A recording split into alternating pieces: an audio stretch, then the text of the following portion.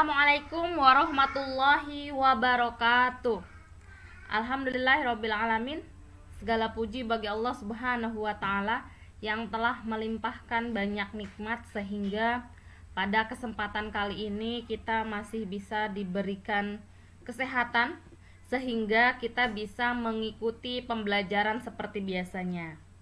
Nah, hari ini kita akan melanjutkan pembelajaran bahasa Indonesia mengenai teks tanggapan, ya. Kemarin kita sudah menyelesaikan materi teks cerpen. Hari ini kita akan melanjutkan materi bahasa Indonesia yaitu mengenai teks tanggapan, ya. Sebelum kita melanjutkan materi, silahkan simak dulu video ini ya. Selamat menyaksikan. Nah, tadi sudah dilihat ya bagaimana isi videonya mengenai vaksinasi COVID-19 di Indonesia ya.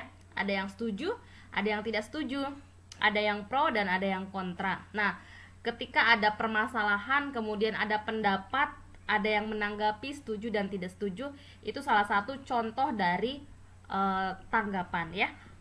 Jadi materi kita adalah teks tanggapan. Ini adalah materi bahasa Indonesia kelas 9 bersama Ibu Delia Paramita. Selamat mengikuti pembelajaran berikutnya. Nah, ini materi kita secara keseluruhan, menanggapi secara kritis peristiwa-peristiwa di sekitar kita. Nah, ini temanya. Materinya ada apa saja sih? Yang pertama, ada pengertian tentunya. Jadi kita harus tahu dulu apa itu teks tanggapan kritis ya. Jadi pengertian, kemudian kita lanjut ke ciri-ciri dan jenis teks tanggapan. Setelah paham tentang 3 hal tadi, kita akan melanjutkan pada materi informasi dalam teks tanggapan ya.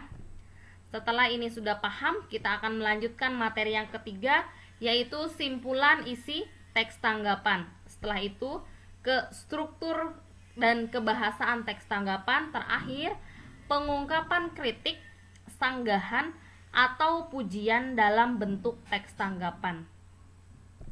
Jadi, ini adalah materi-materi kita yang akan kita pelajari ke depan. Nah, untuk pertama, jadi kita tidak akan sampai semuanya dulu, kita akan bagi-bagi dulu, ya. Jadi tidak semua dibahas sekarang, nanti kita akan bagi menjadi 2 bagian. Nah, ini pertama ya, kita akan membahas mengenai 1 pengertian, 2 ciri-ciri dan jenis tanggapan. Nah, di pengertian kita juga akan membahas tentang fungsi dan unsur teks tanggapan kritis. Lanjut. Nah, kita harus paham dulu nih sebelum lebih dalam membahas mengenai apa itu teks tanggapan kritis, struktur dan kebahasaannya, kita harus tahu dulu apa itu teks tanggapan kritis. Nah, salah satunya ada kata tanggapan ya. Nah, kita cek menurut Kamus Besar Bahasa Indonesia atau KBBI, tanggapan adalah sambutan terhadap ucapan. Jadi isinya bisa kritik atau komentar mengenai sesuatu yang diterima oleh panca indera. Tahu ya panca indera ya? Jadi dalam hal ini adalah bayangan dalam angan-angan ya. Jadi sesuatu isinya adalah sambutan terhadap ucapan, kritik atau komentar mengenai sesuatu yang diterima oleh panca indera, bayangan dalam angan-angan. Nah, di sini alasan yang dikemukakan dalam sebuah tanggapan harus dapat memberikan dukungan atau solusi dari permasalahan yang dibahas. Jadi ketika kita menanggapi, ya harus ada penyelesaian masalahnya. Harus ada penyelesaian masalah. Selanjutnya, kita simpulkan nih apa itu teks tanggapan. Jadi kita bahas teks tanggapan dulu ya. Teks tanggapan itu adalah teks yang isinya berisi tanggapan tentunya. Tanggapan terhadap apa? Terhadap isu, terhadap peristiwa atau fenomena yang disampaikan secara mendalam, ya. Kemudian fungsinya untuk apa? Jelas, fungsinya sebagai media penyampaian tanggapan, ya. Jadi ini adalah fungsinya. Nah, sekarang kita juga harus tahu apa saja unsur-unsur teks tanggapan. Pertama, unsurnya ada masalah yang dikritisi. Jadi kita ambil satu masalah untuk kita kritisi. Apa masalahnya? Kemudian sudah ketemu masalahnya, kita sampaikan opini kita terhadap masalah tersebut. Opini kita apakah setuju, tidak setuju. Kemudian tambahkan pula argumen kenapa kita setuju, kenapa kita tidak setuju, ya. Itu namanya argumen. Untuk memperkuat opini yang kita pilih. Setelah kita tahu argumennya, setelah kita sampaikan argumen kita harus mencari fakta untuk memperkuat argumen yang sudah kita sampaikan, ya. Fakta-fakta ini harus benar dan bisa dipertanggungjawabkan. Nah, di poin kedua ini ada opini. Nah, opini itu bentuknya bisa pujian, bisa kritik atau bantahan, bisa juga saran, ya. Kritik atau bantahan, kemudian saran. Saran ini berarti ketika masalah yang dihadapi agak sulit dipecahkan, kemudian kita memberikan sumbang saran, ya, saran yang membangun. Seperti itu, ya.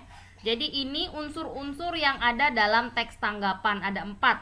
Masalah yang dikritisi apa, kemudian opini kita apa. Setelah kita sampaikan opini, baik itu berupa pujian, kritikan, atau saran, kita perkuat dengan argumen atau alasan kita kenapa kita memilih opini tersebut. Lalu tambahkan pula fakta, ya. Fakta juga akan memperkuat argumen dan opini. Fakta ini sifatnya itu harus dapat dipertanggungjawabkan sesuai data, bukan argumen lagi, ya. Sampai sini mudah-mudahan bisa dipahami.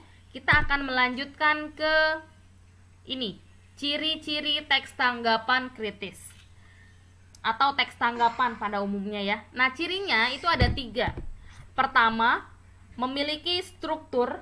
1. Evaluasi, deskripsi, dan penegasan.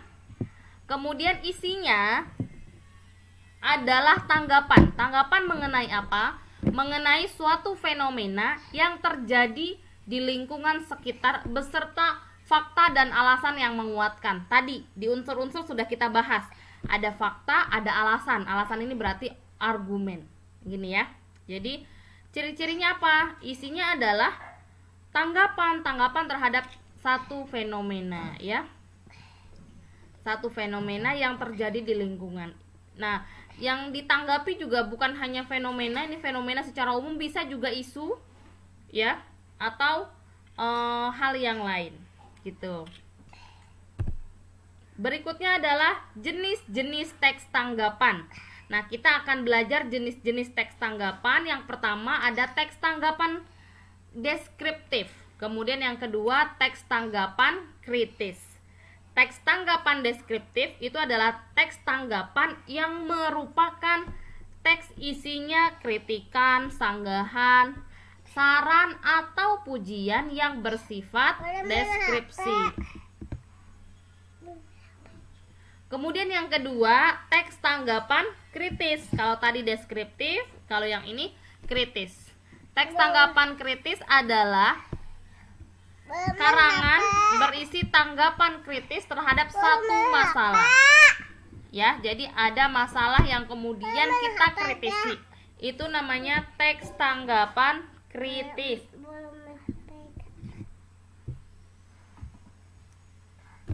Lanjut, ya.